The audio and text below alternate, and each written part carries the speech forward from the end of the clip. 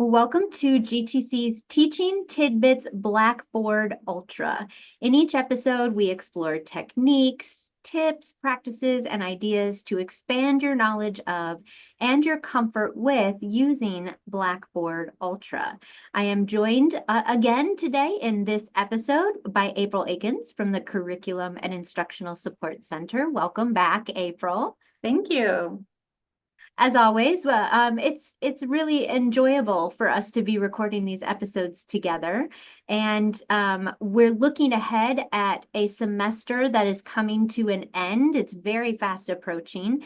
And so April's here to share an end of the semester checklist that should be really helpful as you're looking at what are all the things I need to do, especially regarding Blackboard, to wrap up the semester and end well. April, I'm going to turn it over to you to share your teaching tidbits.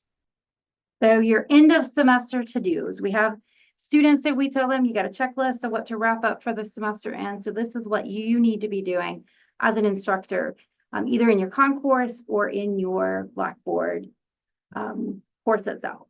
So make sure that overall grade is set up. If you're still seeing that little purple notebook, then your overall grade is not set up. So you need to make sure you get that set up because that's what helps calculate the grades appropriately for the students so that you're giving them accurate information about what they have received in that course based on their coursework. The other thing is to make sure that your overall grade, those Blackboard categories, match up with your grade breakdown in concourse.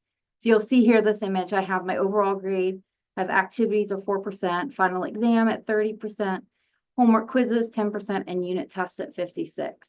I want to make sure that my grade breakdown in concourse, which is what the students see. So that's that contract you have with them, letting them know how their grade is going to be calculated for the semester. Having those two match up means that your grades are calculating in Blackboard with what you're telling them that's going to do in concourse. The third thing to do is to make sure that your third-party grades are coming over correctly. So if you use any of those third-party materials that has grades that line back up with our Blackboard or sync back in, make sure that they're syncing and that has been updated for the final grades before the end of the semester. And then a couple other things when it comes to the grade book itself. Over here, you'll see this overall grade, and I've got that giant not symbol, don't do this. If you're seeing those gray pills in your overall grade column, you have manually overridden that grade. That is not what you want to be doing. You want to see those color-coded pills here because that is what the grade should be. So make sure that you are not manually overriding the grade in that column. What happens is when you are doing grades, if you don't post them, another thing to point out is to make sure that all of your grades are posted. You'll see here in this instructor view, we have these two assignments have been posted. The third and fourth one have not been posted. So on my side, as an instructor, I see the student has a 70.66. However, the student themselves only sees those first two grades that have been posted. Therefore, they're showing their current grade at 58.5. And then those two numbers are not going to match up with your overall grade. There's kind of three things going on when it comes to grades.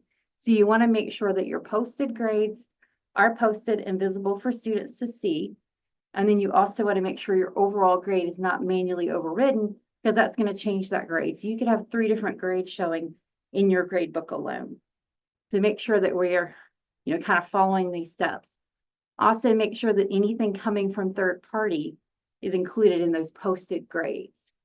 If for some reason you do need to adjust a grade, maybe a student went back in and made revisions and you need to update that grade, go into the actual assignment itself. So go in the columns and find that assignment, click into it, and then in the top corner where the grade shows, you can go in and manually override the grade there, then post that grade. If it's not posted, you'll see posted written underneath that override. But also you want to make a note. Anytime that you have any kind of grade exemptions or exceptions, you want to include a justification note. You can see here I've written your grade has been updated based on your revisions to the assignment.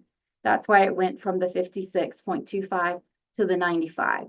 So that way, if somebody comes back and is looking at those grades, we can say exactly what happened. So these are the things that you want to make sure that you're highlighting when you finish out your semester. One other thing I'll highlight is if you have to pull any artifacts for assessment purposes, make sure you go ahead and get those out of Blackboard at the end of the semester instead of waiting until a year or two out trying to get those, because they may not be available for us to pull back down. So go ahead and grab those as you're working through your assessment process. So that's what I have for end of semester to-dos. Those are great reminders. Thank you, April, for just going through that quick checklist. I know several of those things are just good for us to remember again, the posting of the grades, and especially how to override, an individual grade, like on an individual assignment. I remember in a previous teaching or tidbit or something, the mention of make sure you're putting a comment in to document that. And that really stuck with me because it is good for us to just remember to document those so it's clear what went on. And so that has lived in the back of my mind. And whenever I have been making adjustments, I'm remembering to put that note in so that documentation lives there for that. So thank you for these reminders. These are going to ensure that we have a smooth end to the semester and have fewer challenges as we're trying to get everything closed down, wrapped up, and head out to the holiday break. So if you would again like to continue that conversation with April, please feel free to reach out to her or any member of the CISC team.